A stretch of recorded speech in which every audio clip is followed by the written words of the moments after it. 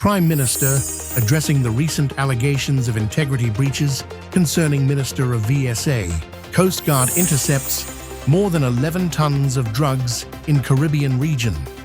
During 2025, Sualiga Flambeau is the theme of St. Martin Book Fair 2026. Health Ministry warns Jamaicans against travel to Ebola-affected countries in Africa.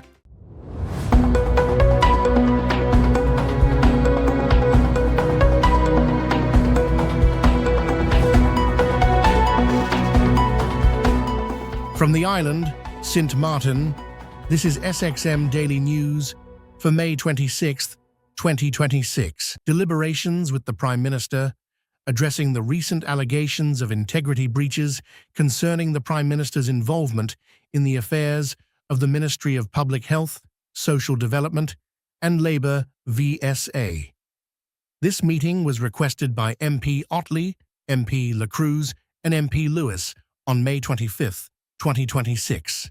I fully understand and respect my duty to account to Parliament. However, that duty is to give account on governing matters, not on hearsay, not on unsubstantiated allegations, and for sure, not on emotional outbursts.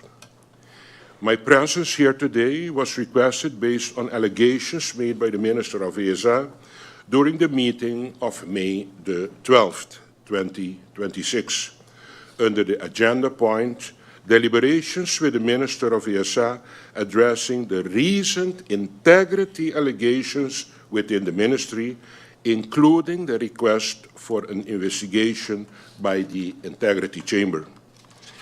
Rather than confining himself to that agenda point, the Minister of VSA used, or I dare say, abused the opportunity of that meeting to level a series of serious allegations against me in my capacity as Prime Minister, including accusations of what I repeat, integrity breaches, abuse of power, bullying, and hijacking of ministries.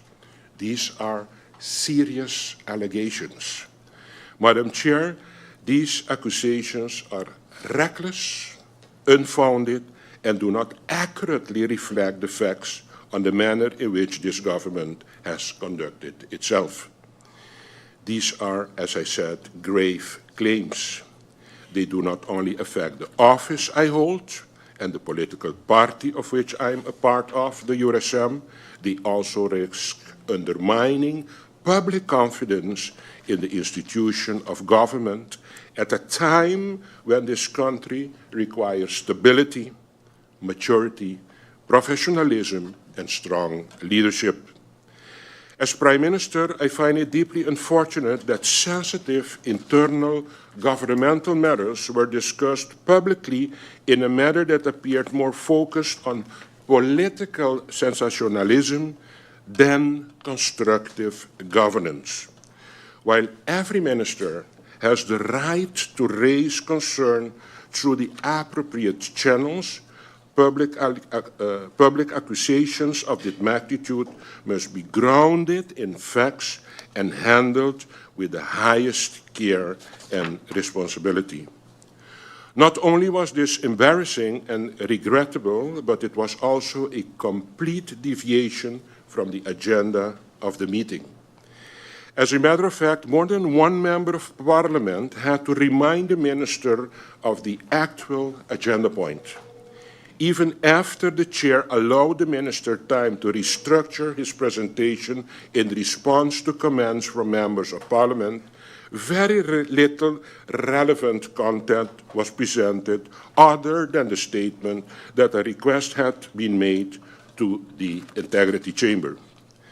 Madam Chair, that in itself should be a matter of concern for Parliament. I have taken careful note of the statements made by the Minister of VSA during that meeting. Today, I will address this matter responsibly and factually. Madam Chair, it is important that my position on the matter being deliberated today is placed in its proper context because this issue goes to the heart of fairness, accountability, and the rule of law. Therefore, allow me to refer briefly to a very well-known piece of recent history. A few years ago, in November 2023, two ministers, the then Prime Minister and the then Minister of VSA, took legal action against a political leader who had been publicly making serious and damaging allegations against them. These allegations were circulated publicly and were presented in a manner that could cause reputational and political harm. It was not for those ministers to disprove every accusation made against them. The burden was on the political leader making the allegations to provide evidence and substantiate his claims. In that case, the political leader could not provide that evidence, and as a result, the court ordered that those statements be rectified. This is a fundamental principle. If you make serious allegations, especially in the public domain, you must be prepared to support those allegations with facts, evidence, and proof. Why is this relevant to today's meeting? It is relevant because the same principles applies today on the floor of Parliament. That is the rule of law. That is how our judicial system works. That is how reputation are protected from reckless, unsupported, and damaging public statements, no matter who makes them. That is the standard I uphold. That is the standard I expect from every holder of public office, and that's the standard that we should all hold each other to. Today, questions may be asked to me based on the allegations of the Minister of VSA. However, it is important to remember that the Minister of VSA is the one who needs to provide evidence to support those allegations. It is not for me, nor for the members of Parliament, to chase rumors or defend against speculation. This is precisely what makes the present situation so concerning. On the one hand, I have been called to Parliament to deliberate on allegations and insinuations that have not been substantiated, while on the other hand, there is already a clear and acknowledged integrity concern involving the Minister of VSA. Madam Chair, I have thought long about how to proceed with the meeting of this afternoon, especially realizing that without going into some facts and developments, it would be very difficult for Parliament to understand why we ended up in this situation. So, to start with, this troubling matter concerning the involvement of the Chief of Staff of the Minister of VSA in an advisory role related to the allocation of a contract to, at the time, the newly formed company of her husband. Please listen good what I'm trying to explain you for you to understand the dynamics of the integrity that this Minister of VSA wants to discuss. This awarded contract was for a total amount of 48,510 Caribbean guilder for a period of 6 weeks. Specifically, February 4th from 2025 to March the 18th. Madam Chair, this is not a minor administrative mistake. The Chief of Staff did not simply happen to sign this particular advice. Based on the information available, the Chief of Staff was directly involved in the development of an advice. She herself emailed the companies, including the company of her husband, inviting him to bid on the terms of reference.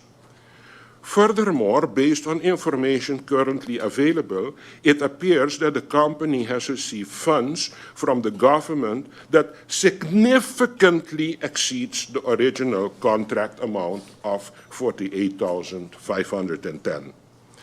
In fact, over 83,000 Caribbean guilders was paid between January 2025 and September 2025, despite a contract of 48,510 for only 6 weeks, starting in February, ending in March, having payments going on till September, exceeding till 83,000 Caribbean guilders. This is a serious and concerning situation termed by the Minister of ESA as an unintentional oversight. Please, members of Parliament, if we advocate integrity and try to change this country, let's be an adult today and understand what this Prime Minister is trying to explain you. Madam Chair, I can guarantee the members of Parliament that I have the necessary evidence that shows this was not just an oversight. The information concerning this consultancy agreement came to light at the beginning of last year, including the reality that the Chief of Staff had signed and provided advice awarding the granting of the contract to her husband's company. Under Artikel 54 of de Landsverordening Materieel Ambtenarenrecht, the so-known LMA, a civil servant is prohibited from conducting business with government either directly or indirectly. To create the impression that this was merely an oversight, in my view, a clear attempt to downplay an incredible serious integrity matter, is not to applaud. Madam Chair, it needs to be clear that when the situation came to light, it became necessary for the board of the URSM to become involved. It should also be noted that dealing with matters between a political party and a member of that political party is what all political parties should do based on their articles of incorporation.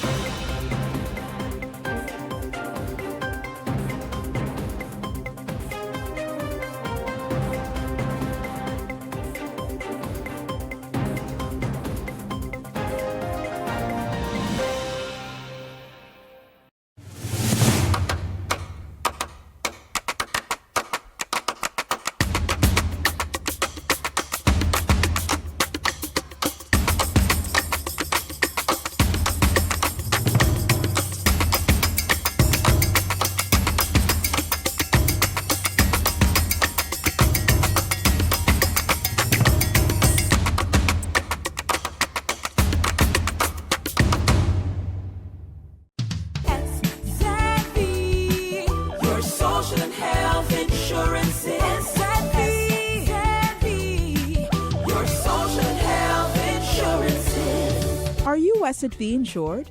Do you have a valid medical insurance status? SXM is cardless. Request your My SXM account today and enter the virtual office of SXM. Go to sxv.sx and sign up now. SXM, yeah. Your social health insurances.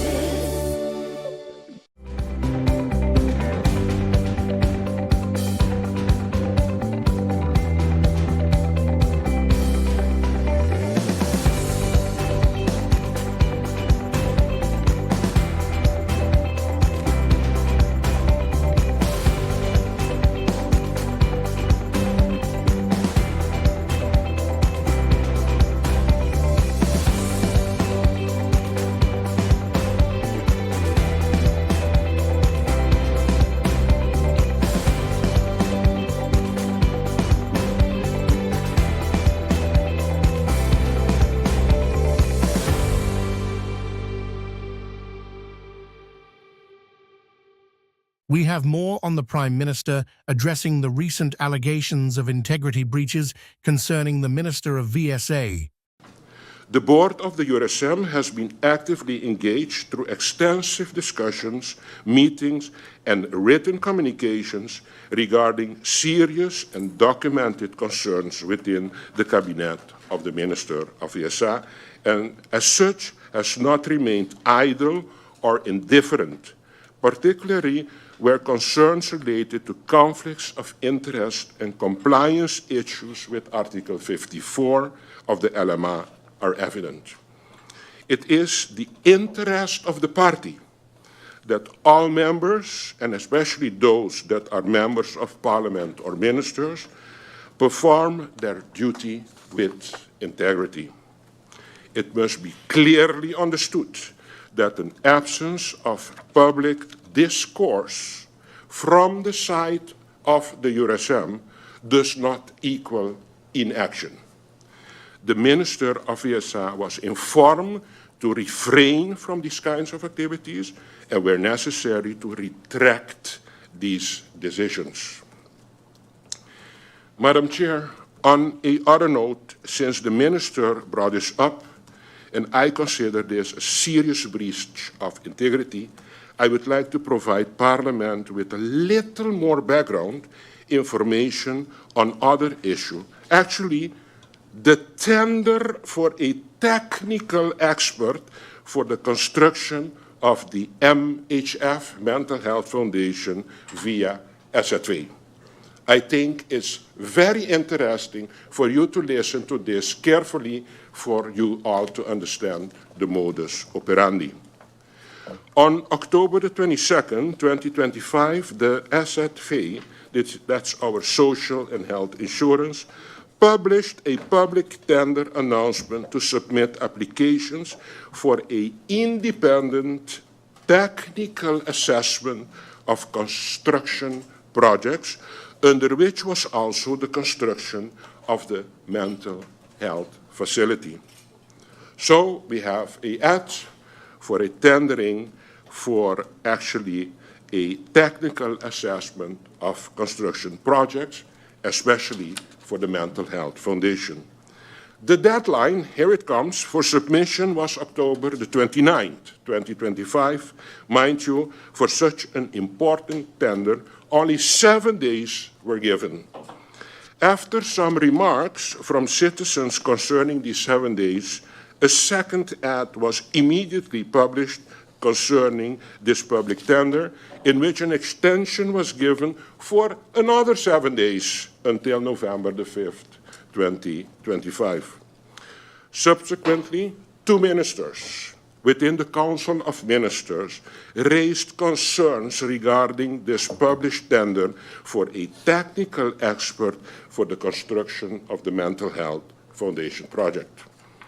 The monthly fee for task was 8,299 Caribbean guilders and 96 cents, starting as of July the 1st, 2025, for a period of 2.5 years. And of course, I repeat, of course, the same individual, the husband of the Chief of Staff, won the tender. We are still talking about Article 54. On July 17, 2025, the Department of Legal Affairs confirmed that there was a significant, clear and evident conflict of interest in awarding the TOR to this person based on Article 54 of the LMA. An internal meeting was therefore again held with the Minister of VSA and the board of the URSM. A caution was given to the minister, and the board is not involved in governance, but has its responsibility to caution its members. Although the tender was at the end not formally awarded, it is evident that the person in question nevertheless performed services in relation to overseeing the project of construction of the mental health building. So he got a tender, he won the tender, After we had a discussion with the minister, we said, but wait a minute, it's not possible what is going on here. Then he recatched himself and he did not award what the person won in the tender. So while the tender was not awarded, this person had been participating all of a sudden now in meeting with the World Bank for the construction of the Mental Health Foundation. So you have to explain me now, after having a contract for 6 weeks, how is it now possible that your contract is not awarded for the expertise, for the technical supervision of that project, and all of a sudden now you are sitting in negotiations with the World Bank for the construction of the Mental Health Foundation.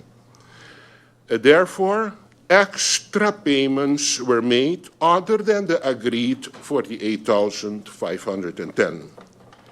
Following various signals and concerns, a decision was taken by me to implement a management oversight structure for the Mental Health Foundation.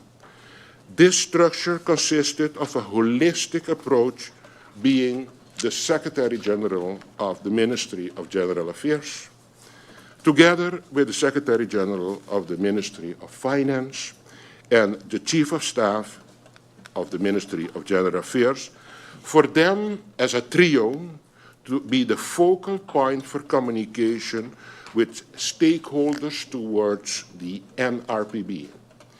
Realize that the NRPB falls under the Minister of General Affairs, and that the construction of the Mental Health Foundation falls under the NRPB. This decision that I communicated to say, but oh, wait a minute, let's do the things the right way. We are going to coordinate it different because there is no place for this gentleman in the negotiations and supervision of the construction of the Mental Health Foundation. We sent a communique to all stakeholders to inform them about the decision that I took to do it different concerning the supervision of the construction of the Mental Health Foundation. Shortly after that communication was circulated on that same day, a Facebook post was published by the husband of the Chief of Staff of the VSR Minister, ending with the statement, "I am going to end you." And on January the 7th, the next day, that statement was changed after he got some warning, I assume, "I will end you politically." He adds the word politically after it. This was followed on January the 7th, 2026, by an incident involving the Chief of Staff. Prime Minister, if you give me a moment, I will allow MP Irian to make an interruption, but I would like to ask the cooperation of the members of Parliament, unless really urgent, to make the interruption so that the Prime Minister can make his entire presentation, and then, of course, members are free to, to continue the debate, the questioning, and everything else. But at this time, I allow MP Irian to make his interruption. MP Irian, you have the floor. Thank you, Madam Chair. Madam Chair, just to be clear, yes, I do understand we have an opportunity to ask questions, but in this case, we ask questions, the Prime Minister come back in 2-3 weeks, a month from now, where we want to get answers, and there's things that the Prime Minister is saying that we have a lot of people watching and we need some clarity. Prime Minister, you made it clear, he started off saying, through you, Madam Chair, that there was a conflict of interest, but then you also stated that the project fell under you as General Affairs and NRPB. So where's the conflict of interest if it fell directly under you and NRPB? Then wouldn't it have lied on you to ensure that it went well? Thank you, MP Irian. Prime Minister, you may continue, and if you can respond to the interruption or the query by the MP, I invite you to do so as well. No problem. Minister, coming back to your question, MP, coming back to your question, the NRPB has the responsibility for the construction of the Mental Health Foundation. That's a deal they had with their financing. And the NRPB falls under General Affairs, being the Prime Minister. And in that agreement, there is no deal that the Minister of VSA is involved in the construction of the facility. The minister has the responsibility to have the discussion. For example, I want 7 examination rooms. I want 4 consultations rooms for psychiatrists. I want 14 or 20 beds. Thus, for the functionality of the building, the VSA has all saying, but for the construction of the facility, to put it there, for the Minister of VSA to transform it into a functional building, catering mental care, that will become for the Minister of VSA. Pardon? Oh, the conflict of interest is, of course, in the construction, because in the... Oh, sorry, Madam Chair. I'll allow, Prime Minister, I'll allow the question by MP Aaron. You had started to respond, and I'll allow you to do that, Prime Minister, and then invite you to continue. But just since the discussion had started already on that particular query. I think as a stakeholder, there is a lot to get when you are in the deal of construction. But there is nothing in the deal of just your passion and your goodwill to offer the best in care for a person. So why should this person, with a consultancy that is not based on a contract, sit in negotiations concerning the construction of the mental health facility? But now it comes about the threat.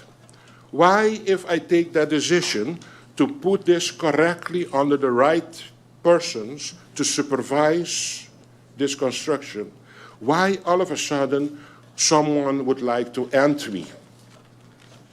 And further now, on January the 7th, the next day, an incident happened between the Chief of Staff and myself. And I can tell you, I was threatened that day.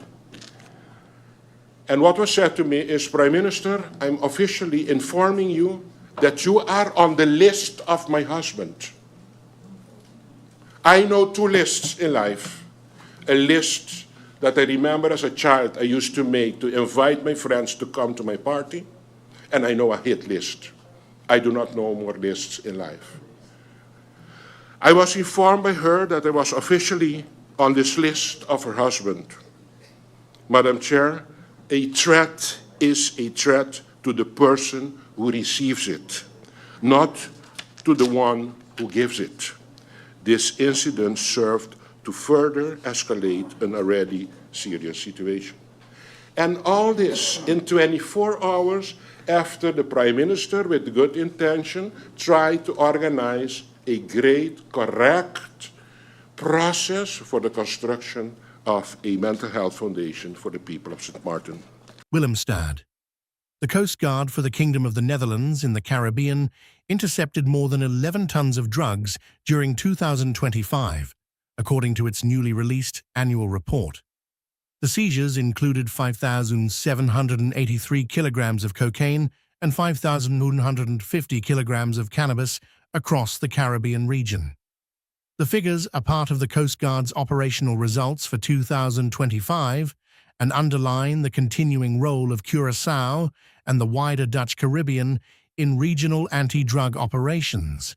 According to the report, the Coast Guard carried out 1,713 controls during the year, while also intercepting illegal weapons, undocumented migrants, and conducting hundreds of rescue operations.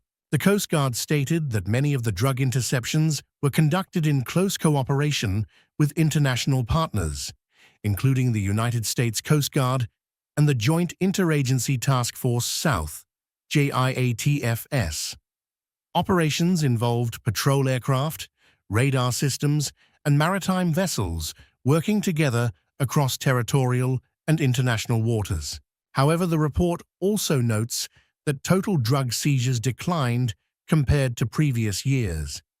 According to the Coast Guard, This was partly because the Dutch Caribbean station ship was increasingly tasked with monitoring regional security tensions around the ABC Islands instead of conducting counter-drug operations in international waters. The report further states that suspicious drug trafficking movements south of the ABC Islands significantly declined during the second half of 2025, likely due to increased military activity and operations by the United States in the region. The Coast Guard emphasized that the Caribbean part of the kingdom remains vulnerable to transnational organized crime because of its strategic location between drug-producing countries in South America and major consumer markets in Europe and North America.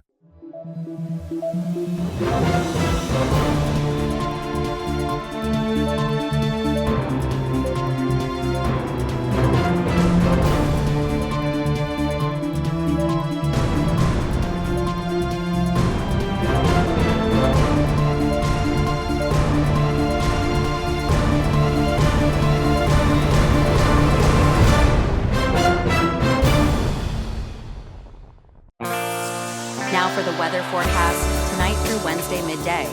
Partly cloudy and breezy with light haze, becoming cloudy at times with isolated showers. Surface winds. Tonight through Wednesday midday, easterly with a moderate breeze at 13 to 18 mph and possible higher gusts in or near showers. State of the sea. Moderate waves, swells, 5 to 7 feet outlook through Thursday midday. Partly cloudy to cloudy and slightly breezy with light haze and isolated showers likely. And now your 3-day forecast.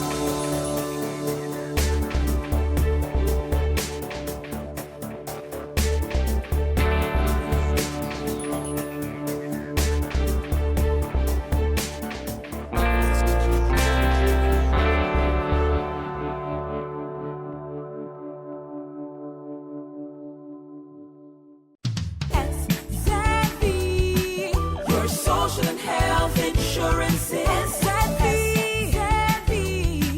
your social and health insurance. Are you SXV insured? Do you have a valid medical insurance status? SXV is cardless. Request your My SXV account today and enter the virtual office of SXV. Go to sxv.sx and sign up now. Your social and health insurance.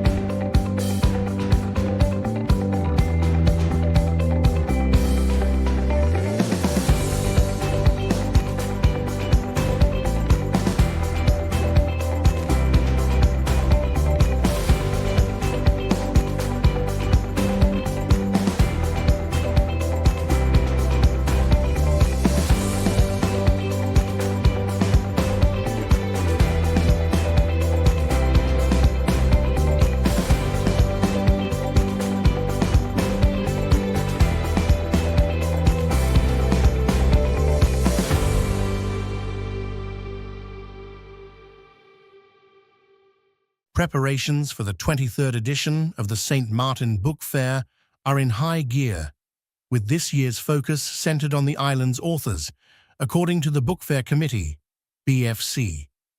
BFC head and literary festival coordinator Shuja Rafe, along with BFC member Cindy Peters, are part of the team preparing for the festival, which opens on June 5th at Heritage House in Colombier and concludes on June 6th in Great Bay, Phillipsburg, at the University of St. Martin with a book launch, recitals, and the President's Awards ceremony. When the St. Martin Book Fair began in 2003, with barely 6 weeks to organize, the organizers were able to secure more authors from abroad than on-island writers, showcasing just 3 St. Martin authors, including Daniela Jeffrey and Louis Leavest, who had published books, festival founder Rife said. In 2026, we can easily draw from a list of at least 40 St. Martin authors, both self-published writers and those with books released by publishers, said Peters. It is this tremendous growth in writing, book publishing and sales, and literary readings across the island that the fair, with its 2026 theme, Sua Liga Flambeau, is inviting friends and lovers of literature, books, and the St. Martin Book Fair to celebrate.